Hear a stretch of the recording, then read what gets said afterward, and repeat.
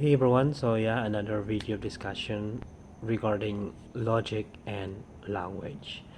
So, have you experienced before, guys, that when you think English while you are speaking, basically you would comes to a clear state of mind that you need to use your logical aspect.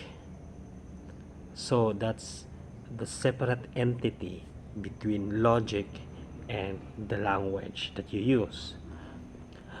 When we speak logic, guys, it is a clear state of mind that could develop every day. So when we think, it has a comprising circumstances that we deal experiences. So logical, when we have a logical aspect, basically we need to use the language in order to communicate people. So when it comes to language, guys, I know that we have different languages in the world, and the fact that we need to learn the second, third, or eighth or fourth languages, it's because that we need to contact or we need to interact with them, and also sharing knowledge is important.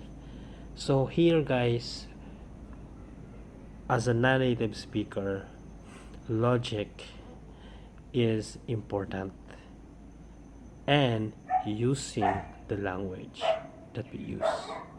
Without it, guys, I believe that we could not able to understand or comprehend what we read. Because as you observe, when you read a simple sentence or a paragraph, and you don't exactly understand the way it is, the way that the author says, basically you put the language in your mind to think clearly. That's why you use the logical aspect and the language aspect. For example, guys, if I use my vernacular language, basically I mastered this already because when I was a child, spoke my dialect, Bisaya. So although the grammatical structure is not quite considered, because yeah, I already mastered the language that I use or the dialect that I use. The only thing that I use now is my logical. So when I speak, or when I use the dialect that I have, then basically I don't think the language itself. I just only think the logical aspect. But when it comes to the second language, and which is English language that I use, then I need to use both logical aspect and the English aspect. I don't know, the language aspect, using English language.